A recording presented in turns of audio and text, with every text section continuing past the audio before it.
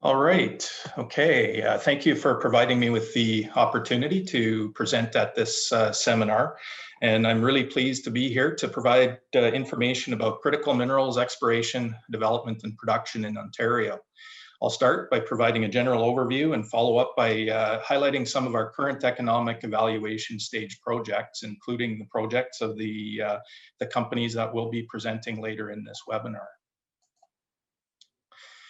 So I just would like to start by providing an overall critical minerals exploration activity picture across the province of Ontario. Since the release of Ontario's critical minerals strategy in March of 2022, we've seen increased exploration interest in critical minerals, with approximately 140 projects having reported activity during the first 8 months of 2022. This is really notable because it's already about the same number of projects that were active during all of 2021. Now, the project locations are shown on the map on this slide and span across most of northern and eastern Ontario. The most popular targets are magmatic nickel, copper, platinum group element, and cobalt deposits, while pegmatite hosted lithium deposits are the next most popular. And notably, this session is focusing largely on nickel and lithium, which are really the two main targets of critical minerals exploration in Ontario. And it's also really notable that the number of active lithium projects in Ontario has actually more than doubled since 2021. So there's a lot of activity in lithium. The next most popular type of target are what we call volcanogenic massive sulfide zinc and copper deposits, while another notable deposit type that is garnering additional attention this year are the carbonatite-hosted niobium, phosphate, and rare earth element type of mineralization, which has also seen a doubling of the number of projects in 2022. And there's also a number of other critical minerals that are being actively explored in Ontario, including graphite, molybdenum, chromium, tungsten, and uranium.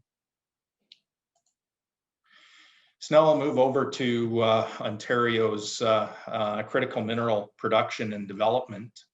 So Ontario is already a producer of several critical minerals from 11 active mining operations.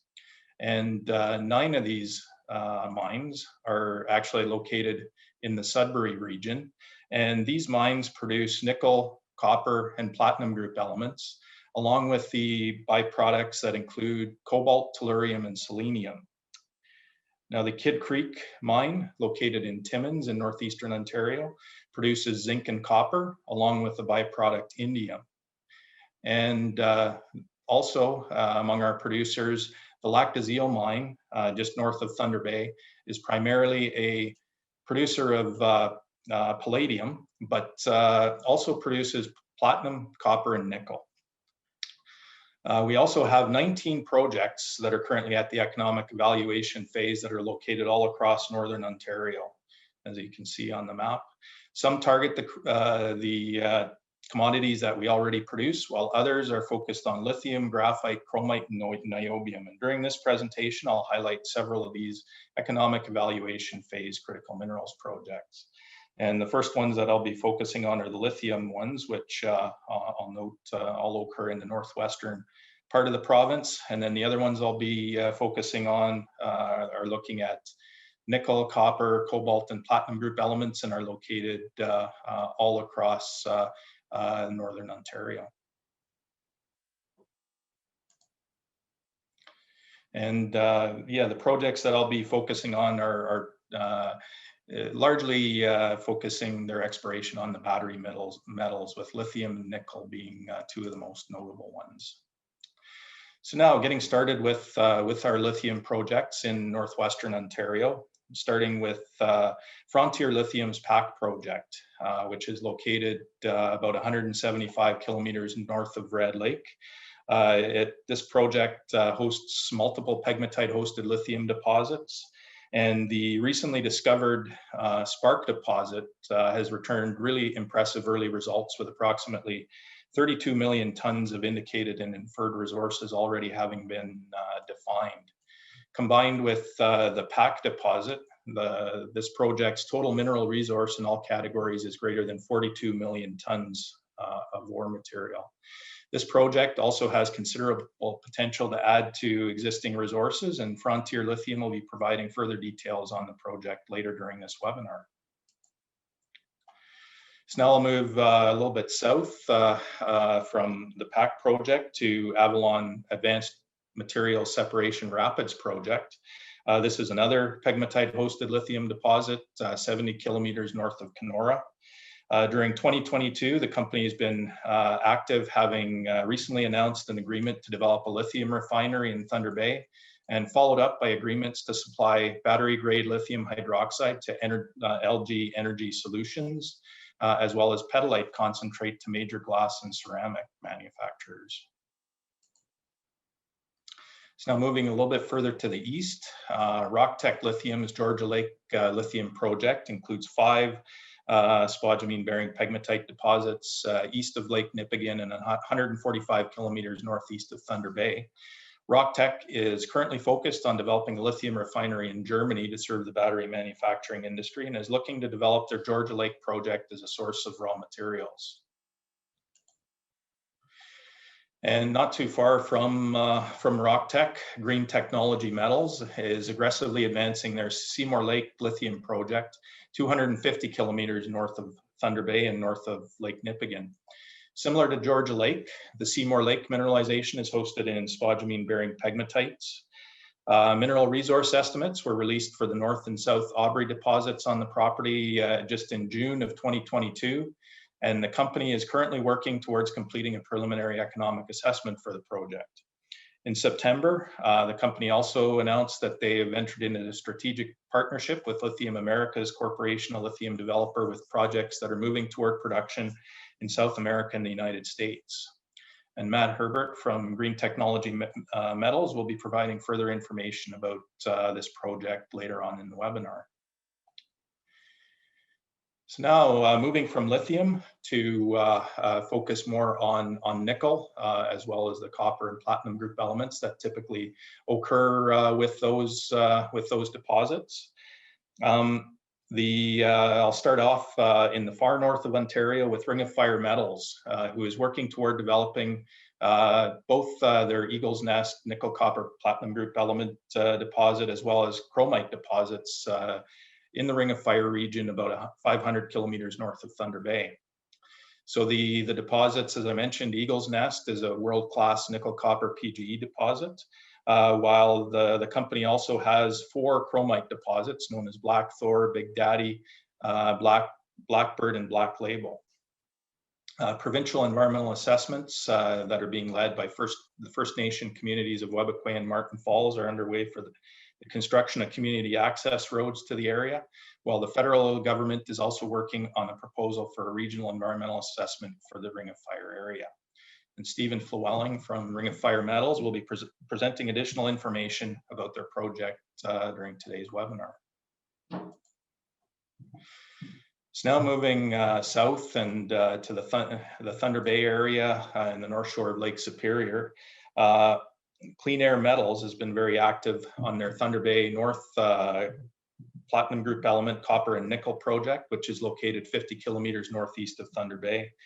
This project includes 2 deposits known as Current Lake and Escape Lake, which are hosted in mid-continent rift-related mafic to ultramafic intrusions. And since completing a preliminary economic assessment for the project and a resource update in late 2021, the company has continued to work to further delineate and expand their resources at Thunder Bay North. And now moving to a little bit further to the east along the North Shore of Lake Superior, the Generation Mining's Marathon Palladium and Copper project in Marathon is currently awaiting federal and provincial government decisions on an environmental assessment.